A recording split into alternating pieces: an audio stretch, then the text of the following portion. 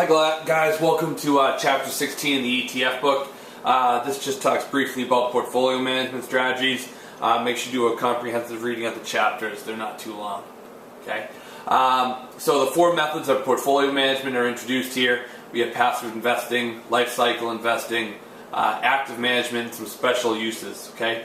There are many more strategies than discussed in this book. There are countless investment management strategies. Okay. Passive investing usually involves a buy and hold strategy. Passive strategies are easy to implement for any investor.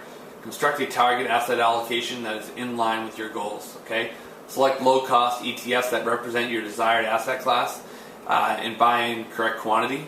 Okay, and then rebalance as needed. Okay, what do we mean by rebalance? Okay, so let's say we're managing a portfolio of stocks, and currently right now in the market, Apple keeps getting bigger, right? So naturally, as Apple gets bigger and other stocks aren't doing as well, which was happening for a time, technology is now a really big part of your portfolio because Apple has grown so much.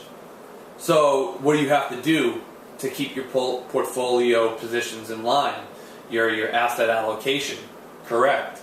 You're going to have to trim your Apple position, right? Sell a little bit off to make sure you're not overexposed to technology, right? Because as that bubble kind of grows in Apple, you might want to sell a little bit off. It's called trimming, okay? In a passive strategy, there's no attempt to time the market. Another reason passive works is because there's little turnover keeping down costs, okay? Life cycle investing. Life changes over time, and so should your investment strategy. So the book goes into greater detail, but look at it like this.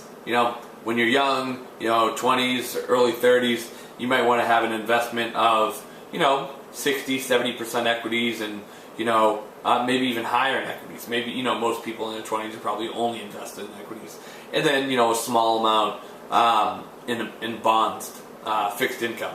So and then as you get older, you want more in fixed income. You want a guaranteed income amount. Still some exposure to equities, right? But you want safe income. Okay. There are four general age groups: early savers, midlife accumulators, early retirees, and late retirees. Okay.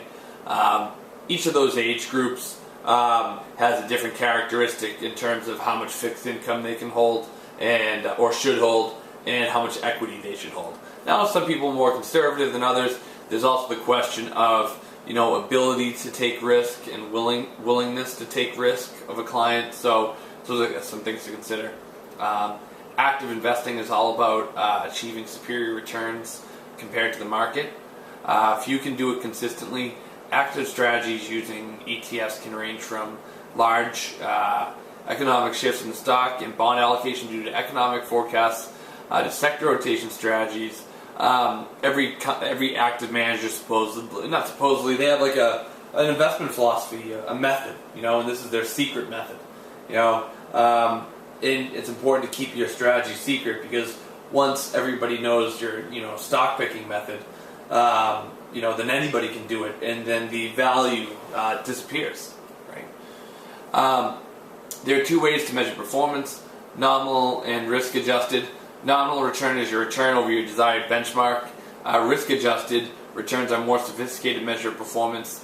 One is the information ratio. They talk about that in the book, and the other is the Sharpe ratio, right?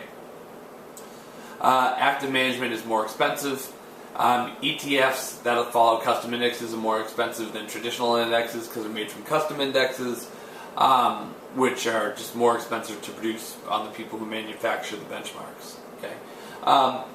Active strategies tend to have higher turnover than a passive strategy. Why? Because you're actively managing a portfolio. You're going to be making tons of buying and selling decisions. Active management can turn emotional if you start picking favorites. Okay, you don't want to do that. You want to go by your rules, if you have them, right? Active strategies can use traditional or blended benchmarks. Okay, some special use strategies. Special strategies can be used to fill portfolio gaps, like a Canadian ETF. You could use a short ETF to hedge a position. I've used, when the market was really volatile, I definitely bought some short ETFs when I thought the market was going to have a tough week. And what happens? The market goes down, and you're buying protection basically against the market going down. Currency hedging can also be used. And that's it for this chapter, guys. Please email me if you have any questions.